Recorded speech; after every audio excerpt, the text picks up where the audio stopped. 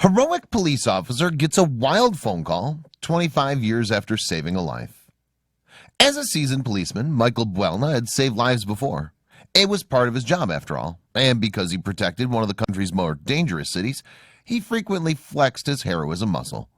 But on a chilly autumn night, he leaped into action to carry out a different kind of rescue mission, one that would stay with him forever. And decades later, an unexpected phone call brought the case back into his life with an intensity he never saw coming.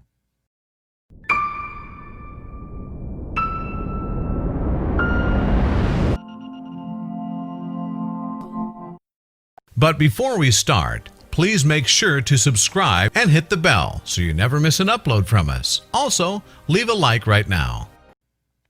In 1989, Officer Michael Buelna cruised into one of the rougher neighborhoods of Santa Ana, California. He was performing a routine scan of the area after a stabbing, but the humdrum case took a turn when locals waved him towards an alley. Michael didn't see anything out of the ordinary at first, but he picked up on a sound of a very low meow, like a cat or something. He followed the noise to its source between a dumpster and a wall. Michael could hardly believe his eyes. It was a wailing infant lying face down and exposed on the asphalt.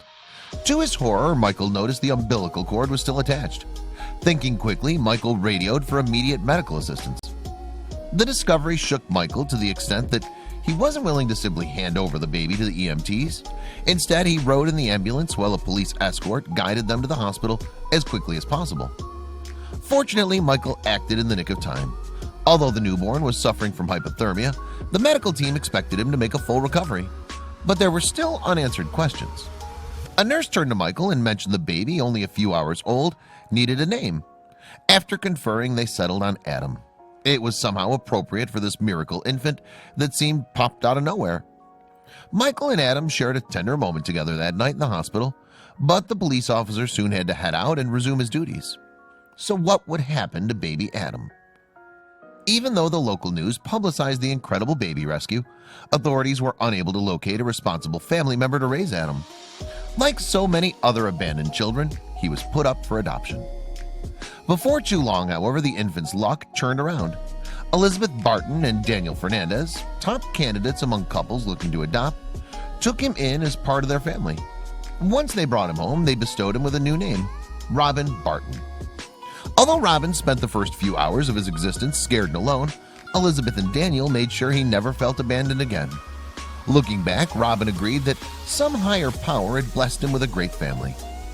Through all of his blissful childhood years, Robin did not have the faintest idea about his miraculous rescue. Elizabeth and Daniel kept his origins a secret so Robin could be a normal kid. But as he got older, he started asking questions. Once Robin reached maturity, Elizabeth understood it was time to share the whole story with him. She told him everything about the adoption and the brave police officer who saved him, even though she feared this revelation would shatter their family. But Robin didn't show any resentment or anger. He was nothing but grateful that Daniel and Elizabeth gave him such a wonderful family, though he proposed one interesting idea. Robin wanted to meet the policeman who found him in the alley. Meanwhile, Michael Buelna served with the Santa Ana police until he stepped down in his 50s. Michael enjoyed his retirement, though his thoughts often turned back to that infant he discovered years ago. One day in 2015, a call came in from a member of his old force. The officer asked if Michael remembered Adam. Of course he did. But what the retired officer didn't see coming was the invitation to meet with Adam, now Robin, for the first time in 25 years. How could he say no? When the two men first came face to face, they didn't know quite what to say. There was nothing that could be said. They just embraced. Then Michael dropped a bombshell. Michael explained why he felt so motivated to ensure that Robin would survive. It turns out that Michael's own parents left him at a young age. Based on his own hardships, he couldn't bear to see another child grow up without a family.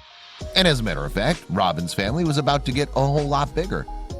Robin's reunion with Michael got huge press coverage, which allowed him to track down other people from his past. Soon after, he met his birth father, Marcos Meza, who learned about the story on TV. Marcos also introduced Robin to his daughters. Within a few weeks, the baby who was once left to die found himself suddenly surrounded by more family than he could ever imagine. All Robin was missing was his mother. As it turns out, Robin's birth mother was out of reach. After Sabrina Diaz spent years in prison for child abandonment, the government deported her to Mexico. Nevertheless, Robin doesn't see his mother as a villain.